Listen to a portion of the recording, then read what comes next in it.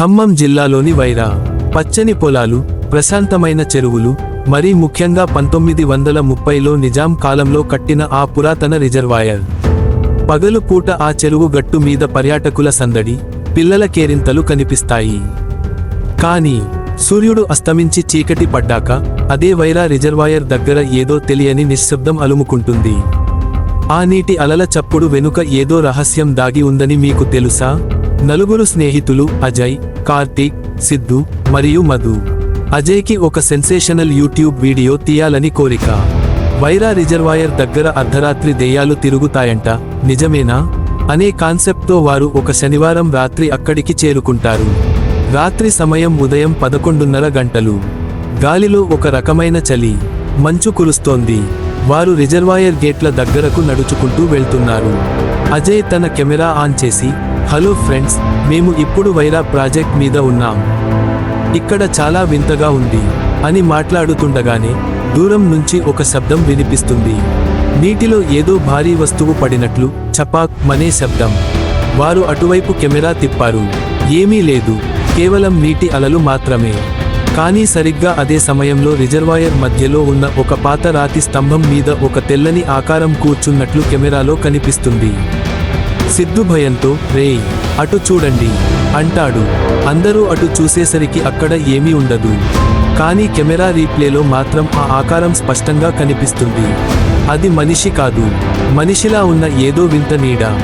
హఠాత్తుగా చుట్టుపక్కల ఉన్న కుక్కలు వింతగా మొరగడం మొదలు పెడతాయి. కార్తీక్ ఫోన్ సిగ్నల్ పోతుంది. అజయ్ చేతిలో ఉన్న కెమెరా ఒక్కసారిగా గ్లిచ్ అవ్వడం మొదలవుతుంది. ఆ గ్లిచ్ మధ్యలో వారికి ఒక పాతకాలపు స్త్రీ గొంతు వినిపిస్తుంది. నన్ను వదిలేయండి, నన్ను వదిలేయండి అని ఆర్తనాదాలు. వారు భయంతో వెనక్కి తిరిగి కారు వైపు పరుగెడుతుండగా దారిలో మధు మాయమవుతాడు. వెనక్కి తిరిగి చూస్తే మధు రిజర్వాయర్ కట్ట అంచున నిలబడి నీటిలోకి చూస్తుంటాడు. అతని కళ్ళు పూర్తిగా తెల్లగా మారిపోయాయి. అతడు మనుషుల గొంతుతో కాకుండా ఒక బొంగురు గొంతుతో, ఈ నీళ్లు నా రక్తం, మీరు ఇక్కడికి రాకూడదు అని అరుస్తాడు. అజయ్ ధైర్యం చేసి మధును పట్టుకోవడానికి వెళ్తాడు. అప్పుడే వారికి రిజర్వాయర్ చరిత్రలో ఎవరికీ తెలియని ఒక విషయానికి గుర్తొస్తుంది. 1930లో రిజర్వాయర్ కడుతున్నప్పుడు ఒక ప్రమాదంలో చనిపోయిన కార్మికుల ఆత్మలు ఇంకా అక్కడే ఉన్నాయని స్థానికులు చెప్పుకునే మాటలు వారికి గుర్తొస్తాయి. ఒక్కసారిగా పెద్ద గాలి వాన మొదలవుతుంది. ఆ గాలిలో ఆ తెల్లని ఆకారం అజయ్ ముందుకు వస్తుంది. అజయ్ తన దగ్గర ఉన్న హనుమాన్ చాలీసా లేదా దైవస్మరణ చేస్తూ ఒక్కసారిగా గట్టిగా అరుస్తాడు. మరుక్షణమే అంతా నిశ్శబ్దం. మధు కింద పడిపోతాడు. ఆ గాలి వాన మాయమైపోతుంది. తెల్లవారుజామున 4 గంటలకు వారు ఎలాగోలా కారు స్టార్ట్ చేసుకుని వైరా టౌన్ వైపు పరుగెత్తుతారు. మరుసటి రోజు ఉదయం అజయ్ కెమెరా చెక్ చేస్తే అందులో ఆ రాత్రి జరిగిన దృశ్యాలేమీ ఉండవు. కానీ చివరిలో ఒక్క ఫ్రేమ్ మాత్రం మిగిలి ఉంటుంది.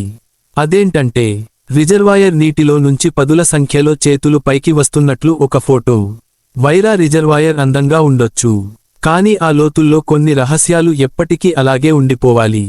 అందుకే రాత్రి పూట అటువైపు వెళ్లే ముందు ఒక్కసారి ఆలోచించండి. ఎలాంటి ఆసక్తికరమైన వీడియోలు కావాలంటే మన ఛానల్ని సబ్స్క్రైబ్ చేసుకోండి, ఎందుకంటే ఎటువంటి వీడియోలు అయినా ముందుగా మీకే వస్తుంది.